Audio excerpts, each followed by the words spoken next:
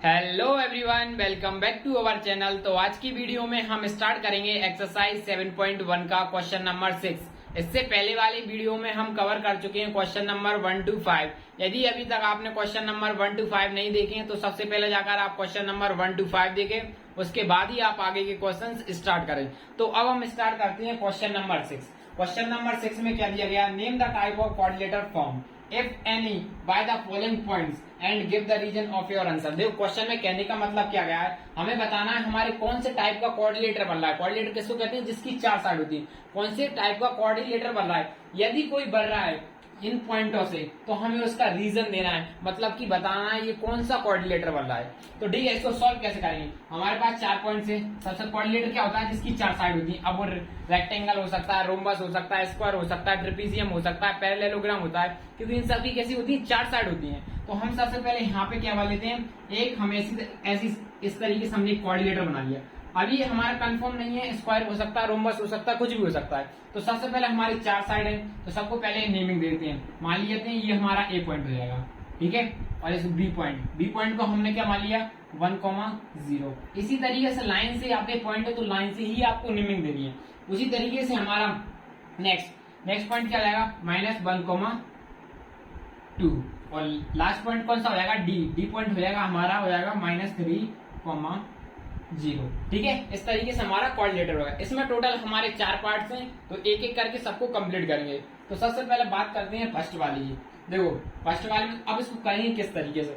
देखो सबसे पहले यदि हमने इसकी साइड्स दिखा दी, मान लो हमारी 2 साइड अपोजिट इक्वल आ गई और ये दोनों साइड अपोजिट इक्वल आई, इसका मतलब क्या हो गया, वो रेक्टेंगल हो जाएगा। यदि मान लो हमारी 4 साइड इक्वल आ गई, 4 साइड इक्वल, इसका मतलब क्या हो सकता है, वो स्क्वायर हो सकता है। स्क्वायर की क्या होती है, 4 साइड इक्वल होती हैं। यदि 4 साइड इक्वल आ गई तो स्क्वायर हो जाएगा। यदि मान लीजिए 4 साइड इक्वल आ गई तो उसका मतलब क्या होता है, स्क्वायर भी हो सकता है और रोम्बस भी हो सकता है। तो फिर हम चेक करेंगे उसकी डायगोनल्स, क्योंकि रोम्बस की जो डायगोनल्स होती है ना वो इक्वल नहीं रहती हैं, और जो स्क्वायर होता है उसकी डायगोनल्स आपस में कैसी होती हैं, इक्वल होती हैं। तो फिर हम उसके बाद क्या करा करेंगे, डायगोनल चेक करेंगे। तो सबसे पहले साइड को चेक करते हैं कि इसकी 4 साइड इक्वल आ रही है। यदि दोनों अपोजिट साइड, दोनों साइड हमारी इक्वल आ गई, या दोनों साइड हमारी इक्वल आ गई और ये दोनों साइड आपस में इक्वल आ गई, तो इसका मतलब होगा ये रेक्टेंगल है। यदि 4 साइड इक्वल आ जाएंगी तो क्या हो जाएगा, ये हमारा स्क्वायर हो सकता है, या फिर ट्रेपीजियम को रोम्बस हो सकता है, हमारा रोम्बस हो सकता है। यदि रोम्बस फिर चेक करेंगे इसके डायगोनल्स को।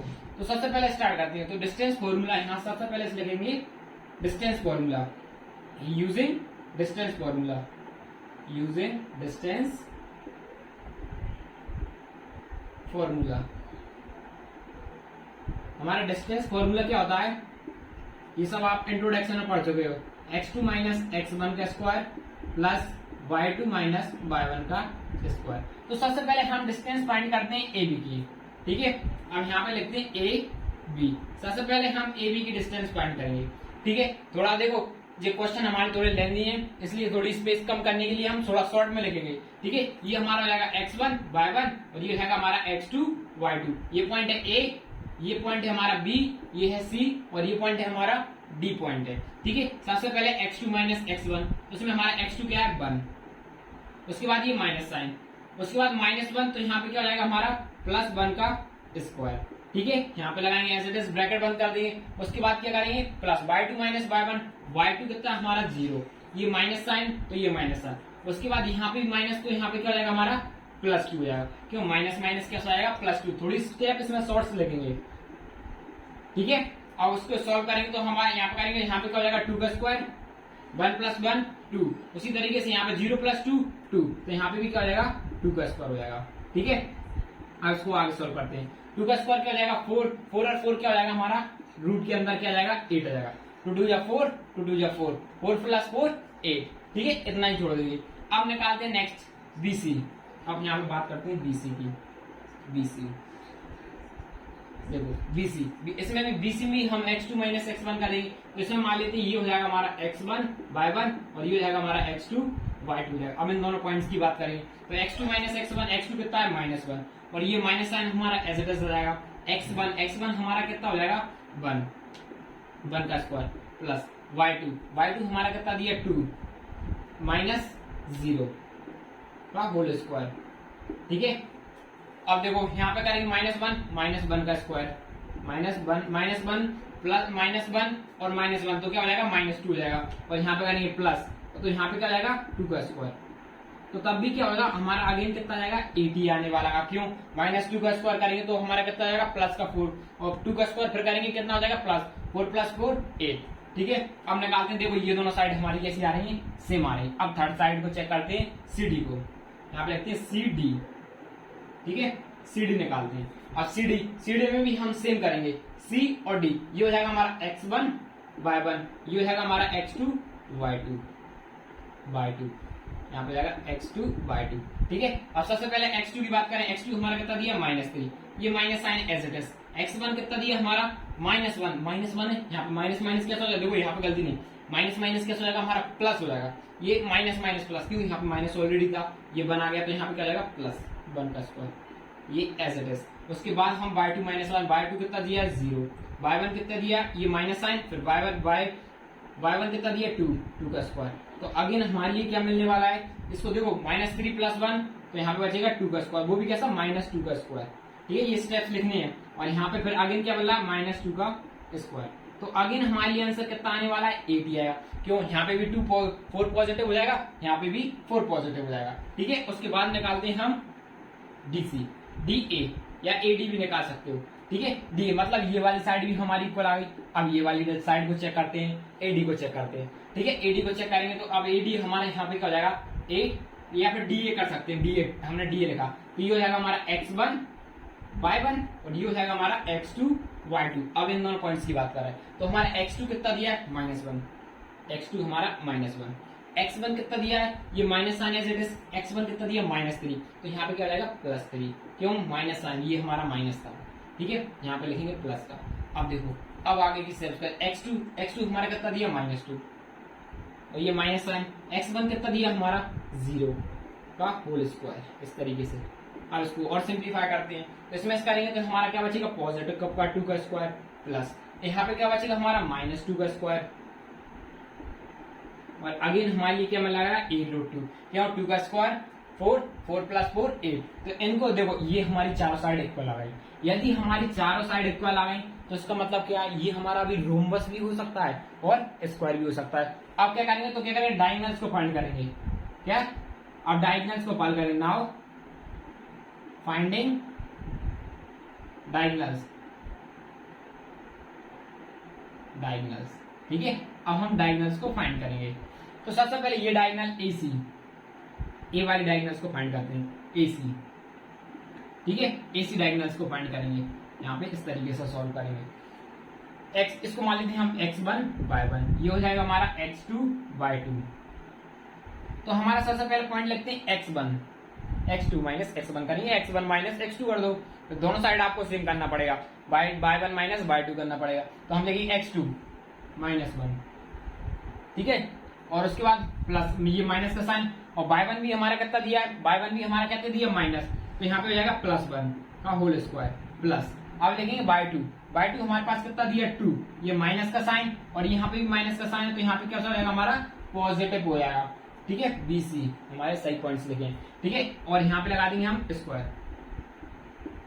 अब देखना आगे ये माइनस प्लस, तो यहाँ पे तो हमारा ओवरऑल 0 हो जाएगा, और यहाँ पे लिखेंगे प्लस। अब ये देखो ये कितना हो जाएगा 4, यहाँ पे लिख देंगे 2 × 2 = 4, यहाँ पे लिख दिया 4 का स्क्वायर। तो हमारे रूट में क्या जाएगा √4 का स्क्वायर, तो ओवरऑल हमारे आंसर कितना मिल जाएगा, यहाँ पे आ रहा है 4। अब देखो ये वाली देखो डायगोनल्स आपस में इक्वल होती हैं, डायगोनल्स साइड के इक्वल नहीं होती, ये साइड आपस में इक्वल होती है, डायगोनल्स दोनों आपस में इक्वल होंगे। अब ये वाली डायगोनल सेव कर दे 8B, कौन सी DB चेक कर लेते हैं या BD चेक कर लेते हैं, BD लिख लिया हमने। ठीक है, BD चेक करेंगे तो हम इसको मान लेते हैं x1 y1, तो ये हो जाएगा हमारा x2 का स्क्वायर और ये हो जाएगा y2 का स्क्वायर। तो इसमें हमारा x2 कितना दिया -3, तो हम यहाँ पे -3 लिख दिया, और x1 कितना दिया -1। ये माइनस क्यों लगाया, क्योंकि यहाँ पे माइनस साइन रहता है, इसलिए हम फॉर्मूला में माइनस साइन, तो यहाँ पे माइनस और यहाँ पे जाएगा स्क्वायर प्लस y2 हमारा कितना 0 माइनस y1 कितना दिया है 0 का स्क्वायर। तो हमारे लिए ओवरऑल आंसर कितना मिल जाएगा, सिर्फ -4 का स्क्वायर। ये -4 का स्क्वायर बनेगा। देखो 4 का अंदर ही अंदर कितना हो जाएगा 16 पॉजिटिव होता है, और 16 को थोड़ा कैसे लगता है अगेन 4 लिख सकते हैं। यहाँ पे भी सेम ऐसा ही करा। देखो डायगोनल्स हमारी इक्वल आ रही हैं और आपस में साइड इक्वल है, तो देखो हमारा क्या आ रहा है AB इक्वल टू में आ रहा है BC इक्वल टू में आ रहा है CA इक्वल टू में आ रहा है DA एंड, और साथ ही साथ में क्या आ रहा है हमारा ए सी इक्वल में क्या आ रहा है डी बी। यदि हमारी डायगोनल्स और साइड्स आपस में आ रही so it is a square. ये हमारा क्या है स्क्वायर। बस हमको यही बताना है कि हमारा ये कौन सा था, कौन सा क्वाड्रिलेटरल बन रहा है, स्क्वायर बन रहा है ये हमारा, ठीक है, इन पॉइंटों से। यही हमको बताना। रीजन का मतलब था हमें ये बताना है कौन सा। रीजन का मतलब रीजन दे दिया जे हमारी साइड आपस में इक्वल है, इसलिए हमारा ये क्या बन रहा है स्क्वायर बन रहा है। देखो इसका टोटल 4 पार्ट है, तो हम एक एक करके सबको कंप्लीट करेंगे। तो पहले आप इसको नोट करो, मैं फिर इसको रफ करता हूँ। तो देखो अब हम बात करते हैं 6 के सेकंड क्वेश्चन की। इसी का 6 का सेकंड पार्ट है, इसमें टोटल 3 पार्ट्स हैं, ठीक है, 4 नहीं है 3 है। तो देखो अब हम बात करते हैं, इसको भी चेक करते हैं। तो सबसे पहले इसको ए पॉइंट मानेंगे, ये बी पॉइंट हो जाएगा, ये सी और ये हमारा हो जाएगा डी पॉइंट, ठीक है। इस तरीके से पॉइंट्स के नाम दे देंगे। अब लिखेंगे using distance formula. Distance formula, distance formula हमारा क्या हो जाएगा x2 माइनस x1 का whole square plus y2 minus y1 का होल स्क्वायर, ठीक है। अब सबसे पहले हम निकालते हैं साइड ए बी। इसकी हमारा मान लेते हैं ये कोई हमारा इस तरीके से क्या होगा A B C D. Suppose कर लिए हमारा ए बी सी डी क्या है क्वाड्रिलेटर है, ठीक है। अब सबसे तो पहले हम पहले फाइंड करते हैं साइड ए बी। तो हम क्या करेंगे, ये हो जाएगा और ये बी, तो ये हो जाएगा हमारा x1 y1 और ये हो जाएगा हमारा x2 y2, ठीक है। इतना समझ में आएगा। तो अब हम क्या करेंगे, यहाँ पे लिखेंगे ए बी, ठीक है। सबसे पहले हम ए बी की साइड फाइंड कर लेंगे, ठीक है। ए बी साइड हमारे पास क्या दिया ए बी, x2 हमारा कितना दिया 3 माइनस, और फिर यहाँ पे आएगा हमारा प्लस का साइन।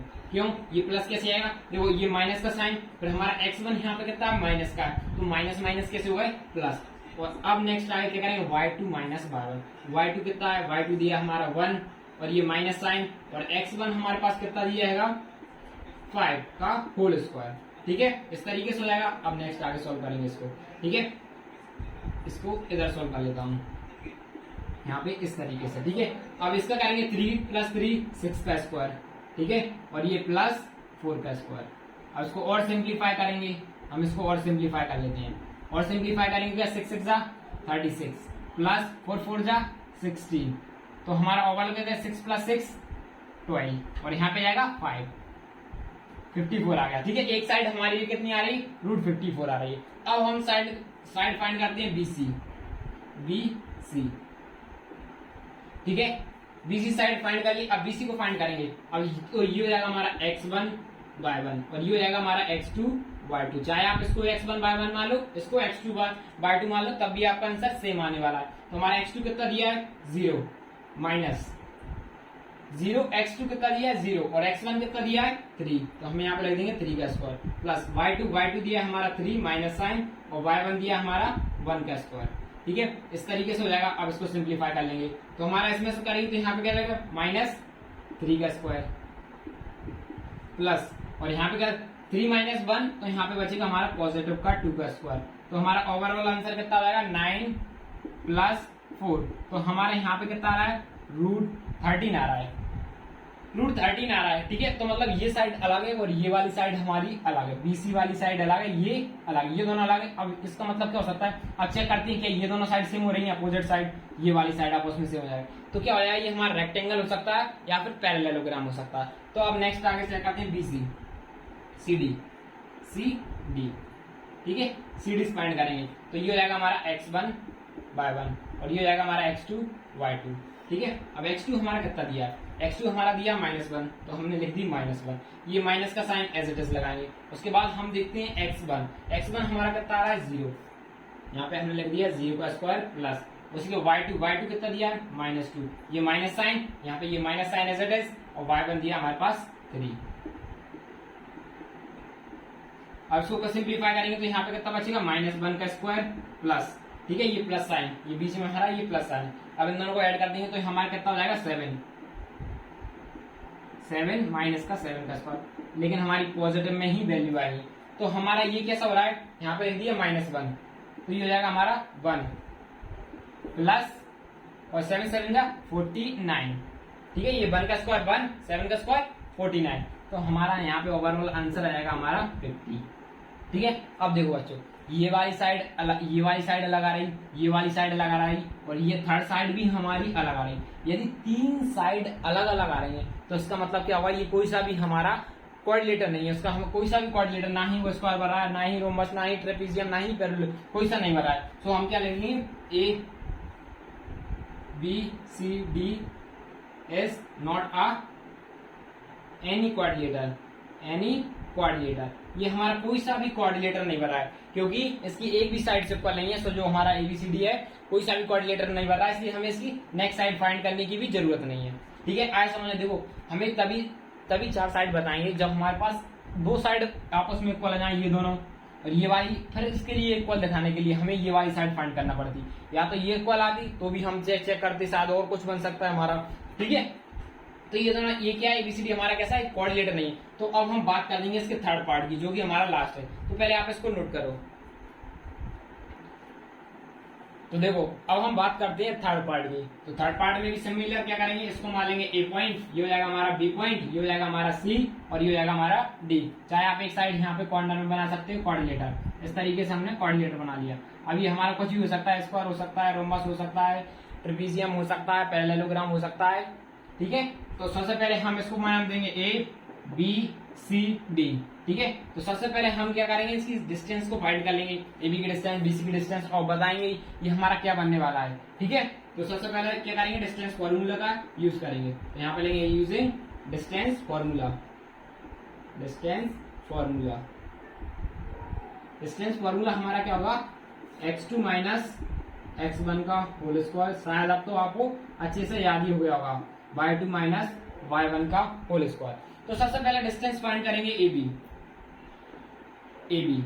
ठीक है, ए बी डिस्टेंस फाइंड करेंगे, ए बी। तो ये हो जाएगा हमारा x1 y1। ठीक है, और ये हो जाएगा हमारा x2 y2। ठीक है, x2 तो हमारा x2 माइनस x1 करेंगे, x2 कितना दिया 7, माइनस y1 कितना दिया है हमारा 4 का होल स्क्वायर, प्लस अब y2 माइनस y1 करेंगे, y2 हमारे पास कितना दिया है 6 माइनस 5 का होल स्क्वायर। ठीक है, अब इसको सिंप्लीफाई और कर लेते हैं हम यहाँ पे। ठीक है, अब यहाँ पे इसमें से माइनस करेंगे तो यहाँ पे कितना बचेगा 3। ठीक है, और इसको माइनस करेंगे तो यहाँ पे क्या बचेगा हमारा प्लस का 1 का स्क्वायर। तो हमारा देखो यहाँ पे क्या होगा, 3 का स्क्वायर क्या हो जाएगा हमारा, 3 का हो जाएगा 9, और ये हो जाएगा हमारा प्लस 1। तो हमारा ओवरऑल आंसर क्या हो जाएगा, √10 में जाएगा। ठीक है, ये हमारा पहले का निकला है, पहली साइड हमारी आ रही √10। ठीक है, एक बार चेक और कर लेते हैं कैसे ये x2 minus x1, y2 minus y1। ठीक है, और यहाँ पे कितना बचेगा 3 5 में से गया तो 1। ठीक है, अब हम BC फाइंड करते हैं,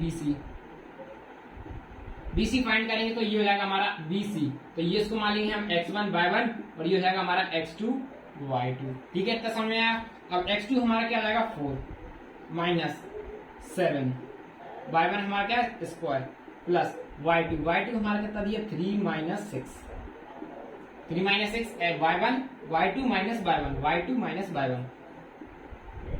ठीक है, अब यहाँ पे 7, इसमें अगेन क्या बचेगा, यहाँ पे 3 का स्क्वायर, और यहाँ पे भी अगेन क्या बना है हमारा -3 का स्क्वायर। ठीक है, तो हमारे लिए यहाँ पे क्या बन जाएगा 3 3 9 प्लस 3 3 9। तो हमारा यहाँ पे कितना आ रहा है 18 आ रहा है। तो मतलब ये साइड हमारी अलग आई है, ये वाली हमारी अलग आई है। अब हम थर्ड साइड को निकाल के देखते हैं सीडी की। सीडी हमारी क्या आती है। ठीक है, यदि थर्ड साइड हमारी सेम आ गई तो हम नेक्स्ट साइड फाइंड करेंगे। ठीक है, इसको हम सीडी, तो ये हो जाएगा हमारा x1 y1, और ये हो जाएगा हमारा x2 y2।